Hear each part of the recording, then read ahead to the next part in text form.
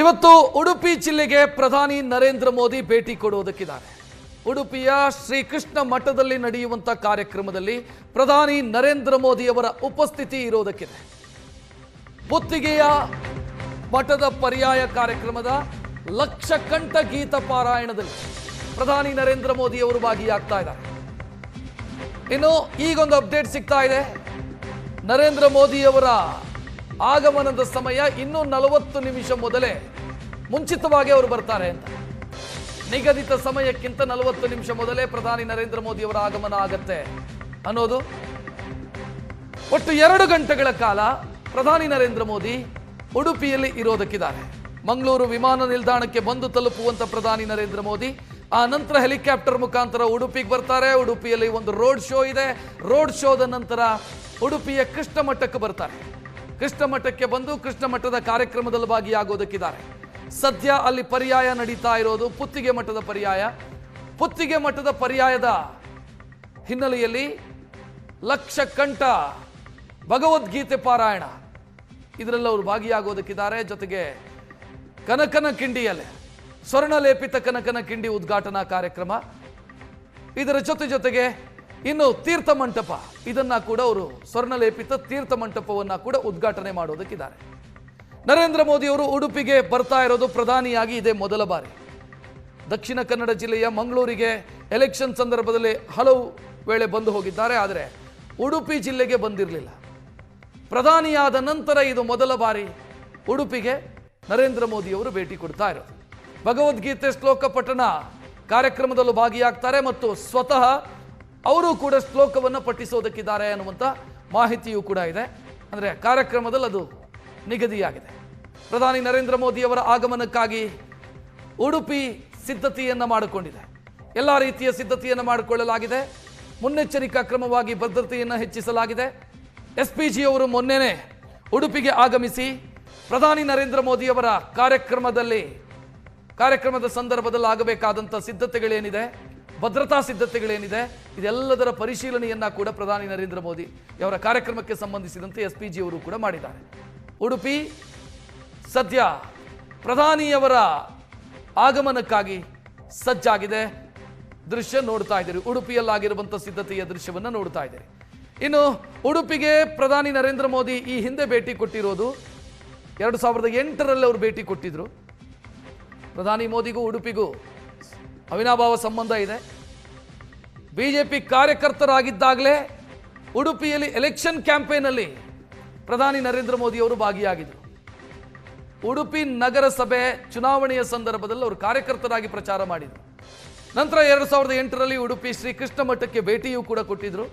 ಆಗ ಅವರು ಗುಜರಾತ್ನ ಮುಖ್ಯಮಂತ್ರಿ ಆಗಿದ್ದರು.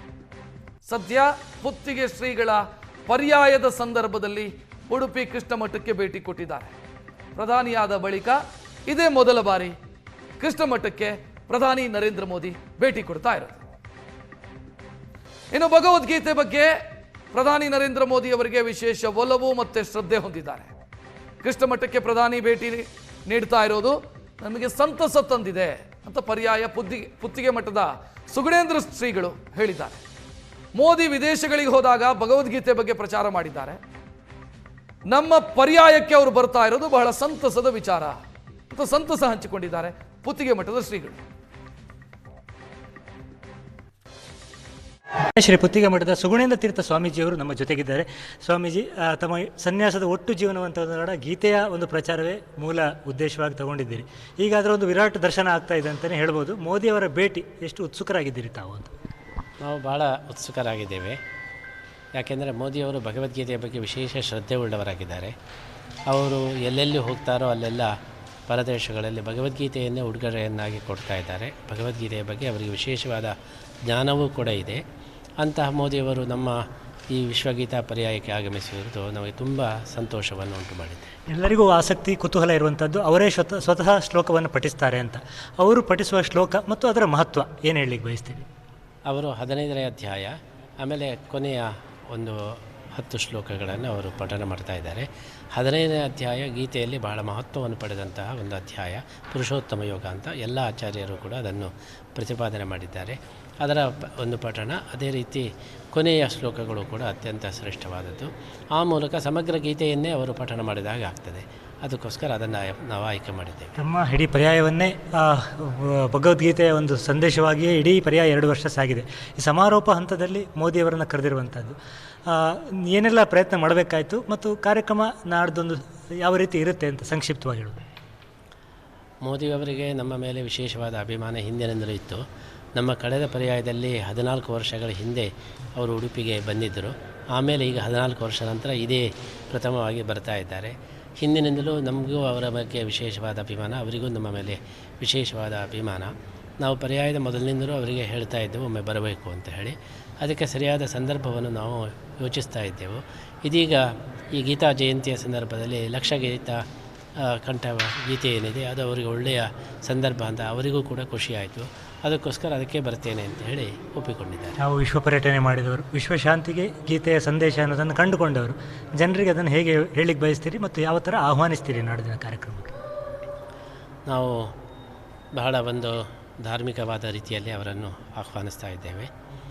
ಜನರಿಗೆ ನಾವು ಹೇಳ್ತಾ ಇರೋದು ಏನಂತೇಳಿ ಹೇಳಿದರೆ, ಭಗವದ್ಗೀತೆಯನ್ನು ಸಂಪೂರ್ಣವಾಗಿ ನಂಬಿ ಭಗವದ್ಗೀತೆ ನೀಡುವ ಮಾರ್ಗದರ್ಶನದಲ್ಲಿ ನಮ್ಮ ಜೀವನವನ್ನು ನಾವು ಸಾಗಿಸಿದರೆ ನಮ್ಮ ಜೀವನ ಸಾರ್ಥಕವಾಗ್ತದೆ, ಕೃತಕೃತ್ಯವಾಗ್ತದೆ.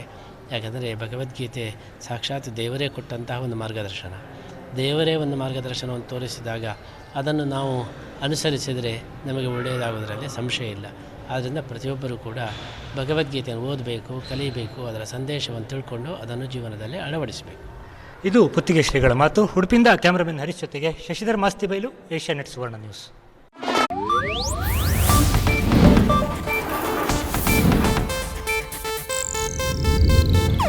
ಇದು ಏಷ್ಯಾನೆಟ್ ನ್ಯೂಸ್ ನೆಟ್ವರ್ಕ್ ಪ್ರಸ್ತುತಿ.